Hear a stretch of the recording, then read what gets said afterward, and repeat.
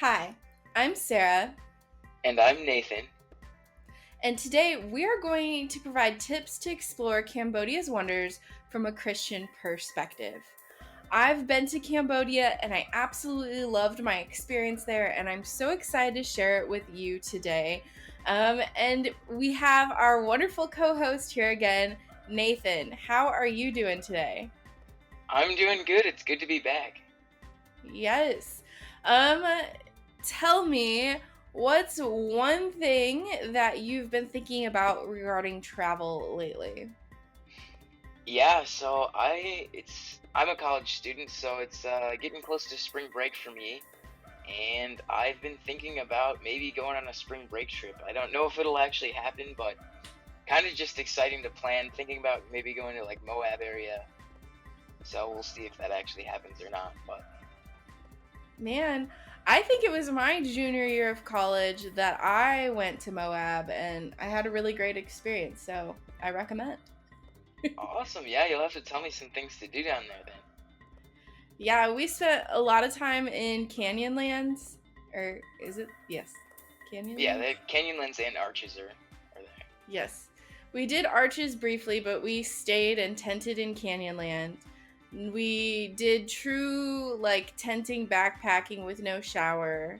So when we got back to civilization, the like host parents from one of our friends was very eager to have us all shower because we did not smell good. But Yeah, the that sounds really fun. You'll have to tell me more about how that went. yeah. Well, today we are in Cambodia, and I'm so excited to share it with you.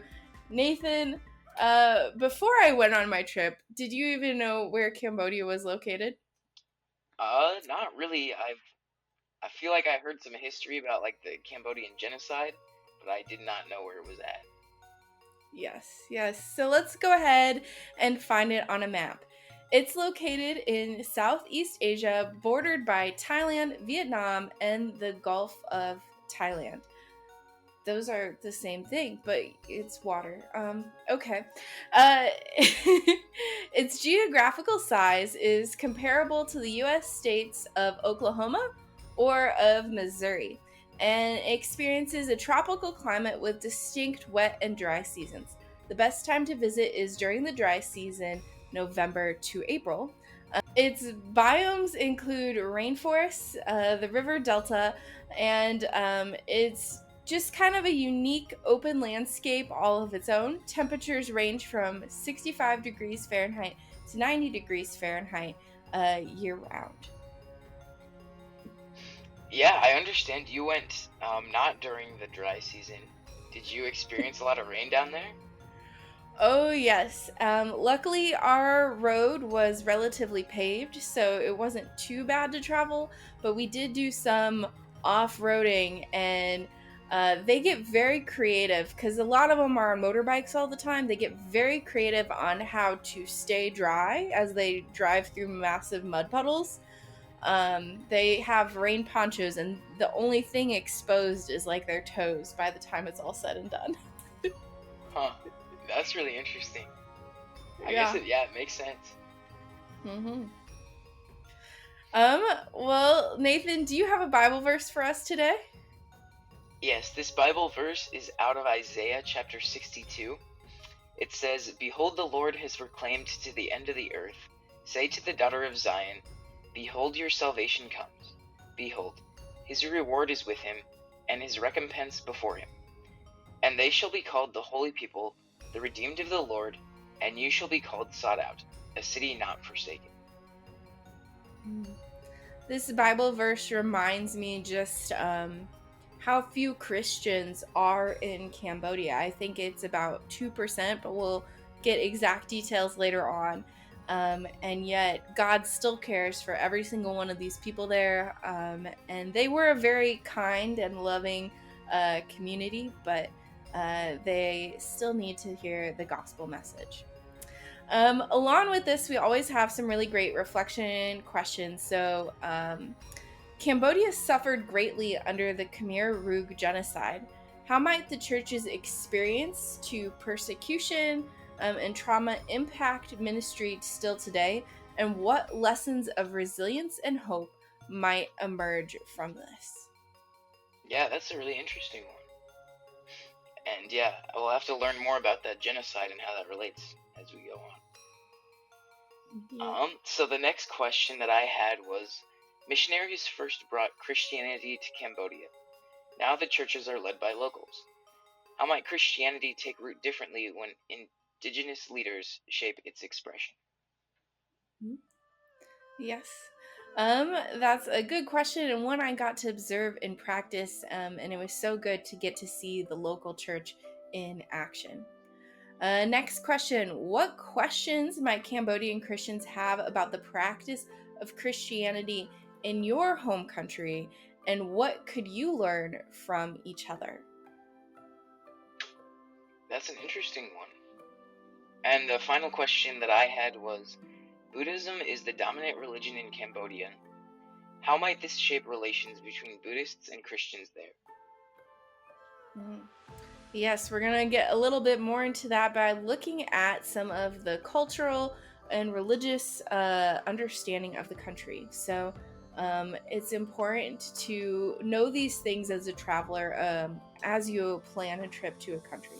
So first thing to know is that their language is called Khmer. It's the official language of Cambodia, but English and French are also widely spoken in tourist areas, and it's often seen as being well educated or just more experienced if you have any English understanding. So even if you just have the billboard in front of your building that has some English words on it, it's already a sign of a higher education.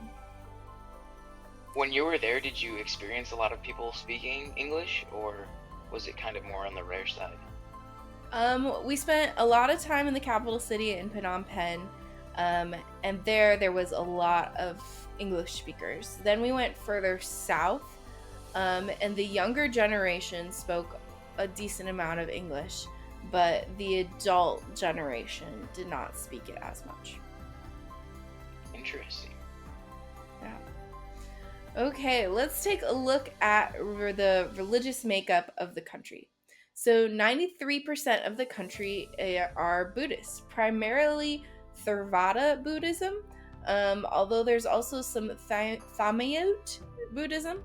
7% is a mix of Christian, Muslim, animist, Baha'is, Jews, and Kaodai adherents. I don't know how to pronounce that one. Christians in Cambodia are generally perceived and treated well, and the government has generally respected the right to freedom of religion, and there's no reported acts of discrimination or abuse against Christians. I think that's largely due to the karma culture that comes from their Buddhist roots. Yeah, that's still, like, with such a small Christian population, the fact that there's no reported acts of discrimination is kind of crazy. Yeah. I see that Christianity arrived in Cambodia quite late compared to other Southeast Asian countries. The Christian Missionary Alliance, the first Protestant missionaries, came in 1923. They translated the New Testament in 1933 and the entire Bible in 1953. However, the gospel was not first well received. By 1970, there were only roughly 700 Christians in Cambodia. That's crazy, especially because the 70s is when the mass genocide happened. So just the timing of that all, and for it to really have only been in the country, like the entire Bible translated in the 50s, that's less than 100 years. Yeah, that's still, like, fairly recent. I think of, like, my parents were born around that time, so Yeah. That is kind of crazy to think about. So we're going to talk a little bit about Buddhism, what they believe, and what they practice. And we've talked about this also in depth in some of the previous episodes, which we'll link either in the description below, or you'll see a little pop-up here. So Buddhism began by Prince Gautama Buddha, who gave up his title, his wife, his son to discover inward satisfaction. Basically, he'd had everything handed to him in life, and he wasn't satisfied. So he finally ended up discovering that satisfaction or peace with the world under a Bodhi tree. And this is known as the Buddha tree today, where they practice that inward reflection. And he sat there for quite some time before reaching that form of enlightenment or peace. Over the years, many denominations have branched from his original teachings in ways of life unique to each community it's in. It's more of a lifestyle than necessarily like X, Y, and Z, we practice it this way. So there's 4 predominant groups. The first one being Theravada, which is the original Buddhism. They believe that Buddha is more of a state of being that can be achieved through self-discipline and training, kind of like how Buddha lived out his life here. Then there's the Mahayana, which allows people to stay home instead of forsake family, helping their neighbors share the message and their view of Buddha as eternal and immortal wisdom. So Mahayana really came as a second generation after the original disciples of Buddha, who were Theravada. Theravada gave up their family, they gave up everything. The Mahayana were like, this isn't practical, so I want to stay with my family and still be able to follow Buddha's teachings. And then there's also the Vajrayana and the esocentric Buddhism groups. The esocentric stresses sensation over intellect and believes that wisdom can reach a man directly so long as he is in a meditative state. In terms of scriptures, unlike us where we have a uniform canon or Bible, Buddha taught different depending on the background and circumstances of his audience. So there's no agreed upon canon of scriptures. However, they've broken it down into what they call the 3 baskets. One is the summary of his teachings. One is the precepts or laws his followers were commanded to keep. And the third is commentaries on the 2. So those are the 3 baskets. And everything happening around us is one of the main teachings, that everything happening around us is dependent on other things. Kind of like how when we get food from the farmer's market, well, it wasn't just magically shows up there. It's a series of circumstances that leads to it. And then they view reincarnation as one of their main teachings, that you're reborn. But rather than viewing this as a celebration that you can do this life again, it's all great, it's considered an evil cycle, a repeated rebirth that can happen until someone reaches nirvana, and it's full of karma and consequences for the evils you did in your lifetime. They have what they call the 4 Dharma seals, which is really, in many ways as Christians, I think we can relate to these. The world is ever-changing and transient. No single substance is eternally unchanging. Everything in the world is suffering, and nirvana leads to a peaceful state of mind. So we can see some parallels to Christianity in these, but yet we know that we have an eternal hope, and that there is an end to this suffering. Nathan, I want to pause here. Any thoughts so far? Yeah, I was agreeing that I can kind of see some parallels to Christianity, even like the history of Christianity with like monasticism, people giving up their lives to follow Jesus. That's kind of similar to like the Theravada, and like that's less seen now, which is kind of similar to like the Mahayana type of Buddhism. But obviously there's also a lot of major differences, especially just about the hope that we get through Jesus Christ, and the fact that we can live in that hope day to day, knowing that Jesus has saved us. Indeed, and that's actually going to lead me to some talking points. And the first one really being that hope that there is a life that has peace in this world, and one that, like, we still suffer as Christians. We're not free of suffering, but, like, we have a hope that there is something better next. Um, and as you approach this conversation, remember that one's identity is part of the community that they belong in. The harm of unity of the community in Buddhism is considered the worst sin. So it can be very hard for them to leave this Buddhist culture. It's important to seek to understand what branch of Buddhism they are in and what that looks like in their community, because it's lived out differently group to group. And instead of starting talking about Jesus, which I know he is our hope, and as Christians, that's our focal point, start by talking about the Holy Spirit. They understand the idea of spirit, but this is one that gives, as we said, eternal peace, peace even in this life. That is a foreign concept to them, whereas Jesus is kind of seen as a westernized way of like westernized culture, and so they frown upon that. But starting with the Holy Spirit opens the door for conversation. And then also address work and how work can never really save them. We can never be fully perfect, but there is one who was perfect for us all. Yeah, I really liked how you talked about, drawing on those similarities instead of going straight into those major differences. Drawing on those like common understandings, just to spread the word of Jesus. That's really cool. Absolutely. Nathan, do you have some ideas on how we can understand cultural etiquette and make some connections in Cambodia? Yeah, so Cambodians traditionally greet each other with palms together in front of their chest.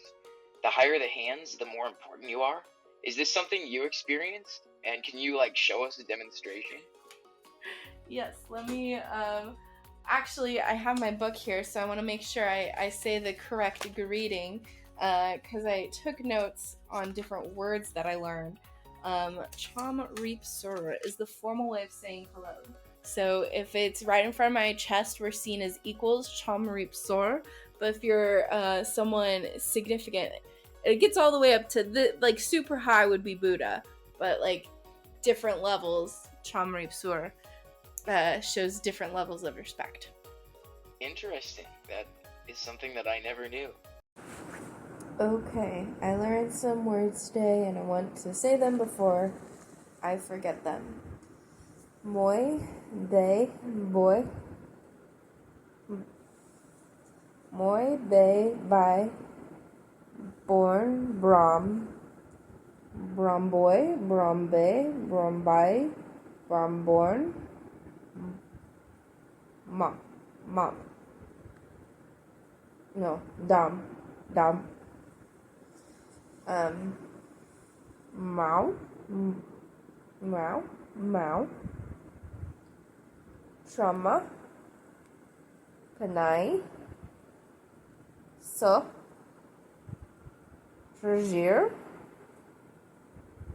Chanel. Die. Alright, yeah, the next suggestion we have is to dress modestly. Don't try to wear anything above the knee. Also, avoid PDA. And similar to some of the other countries we talked about, always remove shoes before entering a home or facility. Is this something that you experienced a lot? Did your shoes get pretty muddy, walking around outside, especially during the wet season? Yes, our shoes did get very dirty. The other thing that I observed was that everything is made in granite. Like the sidewalk is made in granite, which in America is like a super expensive material, but there they must just have it in abundance because everything's granite. So during the wet season, you have to really have good shoes because otherwise you're going to slip and fall. So you just have to be very careful and conscientious, and then once you're inside, it's a good sign of respect to take your shoes off and keep that mud outside. Okay. That's interesting. I can't even picture what a granite sidewalk would be like. Yeah, it's definitely a slippery one. I'm thinking the granite countertops, just that on the sidewalk. Yes, oh my gosh. So that was the sidewalk. We went through the rain to go get ice cream one night. I was just slipping and sliding in my flip-flops. I had not chosen shoes properly. Another time, at our hotel that we stayed at, it was beautiful, it's luxurious, but the sidewalks up to eat for breakfast, we went outside and then upstairs to this like separate building. And going up those stairs, I was certain I was gonna die. And then in the pool, everything is also made of granite, but they put like this barrier down the middle. And one side was shallow and one side was deep, but like you could kind of swim over the top. And some of the people that traveled with us were like 12 years old, and they were just like super brave and jumping over that thing, and I was like, you're gonna slip and fall and crack your head open. Yeah. It was stressful, but good shoes are important. Yeah. It's important to note. That's a funny story. Yeah. All right. And then our final tip is, if you come across a monk, do not touch them and give them physical space as a sign of respect. Yes, because they don't have any material things, it's not uncommon for them to come up to you, and like quietly hold out a bowl expecting a gift or other things. But like in a marketplace, it's very interesting. It's packed, it's super crowded, but when the monk walks by, everyone gives them their distance, so that they don't make them unholy. Well, yeah. Well, let's go ahead and dive into some of the best places and things to see and visit in Cambodia. I wasn't able to narrow it down to 5, so here we go. The first one is the Temple of Angkor. Begin your journey in Siem Reap by exploring the iconic temples of Angkor, including Angkor Wat, Angkor Thom, and Ta Prohm. Witness the architectural marvels in carvings and the spiritual atmosphere of these ancient structures. I did not get to go here, but I did get to see some of this architecture in other places, and it's absolutely beautiful. Yeah, just looking at the architecture, the picture that I'm seeing, it looks like nothing I've ever seen before, so. It's very distinct, and those like giant orb things are actually tombs from people of, I don't know, leadership of the past. And so you have to, when you build yours, you want it to be intricate, but you also don't want it to uproot like the previous ancestors. So you don't want it to be bigger. It's a whole thing. Dang, yeah, and those are like up in the sky too. They're not like low down. Yeah.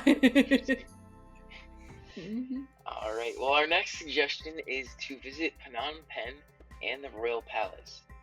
Travel to Phnom Penh, the capital city, and visit the Royal Palace. Explore the stunning architecture, including the Silver Pagoda, and learn about Cambodia's royal history. Take a moment to reflect at the Tolslang Genocide Museum for historical insights. Is this a place? I saw that you got to go to Phnom Penh. Were you also able to go to that museum? Yes, we did go. Actually, I'm gonna talk about the Genocide Museum next, but we did get to also go to the Royal Palace, and it was absolutely stunning. There were so many Buddha figurines everywhere, and things were painted in gold. And we got to see where they install the emperor. I think that's the correct term. And when he's installed, he's put up on this chair on top of like 7 different steps. And it's this moment in their mind where like nirvana or heaven and earth touch. And so for that one moment, he's like super holy, and then he comes back down and will never sit on that throne again. And you guys got to see that like happening live in person? We didn't get to see him installed, but we got to like walk by that building that showed that. Yeah. That's cool. Yes, that was a really cool experience, but now we're gonna go a little heavier, and this was honestly a very early on in our trip. And I think it's important to visit and learn about the cultural history very early on in your trip, so you can better be a witness, better connect with people, and understand their story. So we got to visit the S21 Genocide Museum and the Killing Fields. S21 was a former high school turned into a prison during the Khmer Rouge reign, and they killed so many of their own people, based on this idea that if you are intellectual, if you are live in a city, etc., you they wanted to basically create communism and equality, and so they drove everyone out of cities, forced them to move into farms with no education. Many died from that. They wanted to be an economically stable country, and so they tried to produce enough rice to feed their own people and only rely on their own resources. So many died from the trek to a farm and not having somewhere to live or not knowing how to produce their own food. And then they would also capture people with suspicion that they had somehow gone against their government. And they'd ask you, and the day that you stopped lying, stopped saying that you did something wrong, was the day you died. So the Genocide Museum was a school turned into a prison that was really a torture chamber. But then we went to the killing fields where we saw these mass graves, and they'd kill them in some really grotesque ways, and I won't get into all those details, but it's really sad. But it's amazing how far the country has come in the last 60 years since then. So it's an important piece of their story. Yeah, for sure. It's definitely important to understand when visiting that cultural background. Alright, next we're going to talk about the ancient city of Buhdhism Links. Head to Buhdhism Links and discover the charm of this provincial city. Explore the well-preserved French colonial architecture, visit the bamboo train, and take a ride through the picturesque countryside. And the bamboo train is actually a bamboo flatbed on wheels.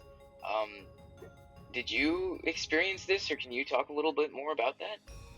I have not, but I've seen like old rail tracks here in the United States that have been turned into something like this, and I would totally take a trip somewhere just to get to experience that.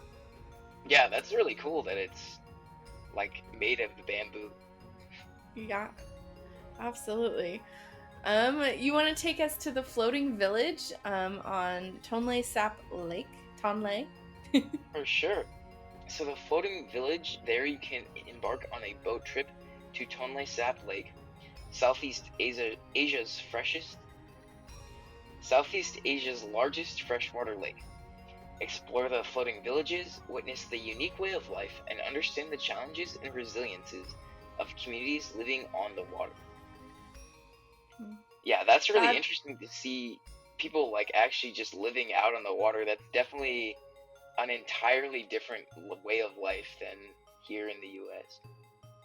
Indeed. I think it's really beautiful, and I've gone to some freshwater lakes in the past. I don't know how this one compares, especially with people living on it, but I think that would be a really cool experience.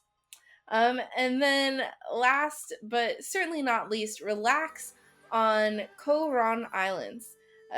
Conclude your journey by unwinding on the pristine beaches of Koh Ron Islands. Experience the tranquility of these tropical paradises and indulge in water activities. Enjoy the stunning sunsets. To me, this feels like we're back in the Bahamas, rainforest, beautiful beaches. Let's have some fun. Yeah, that looks beautiful. Indeed.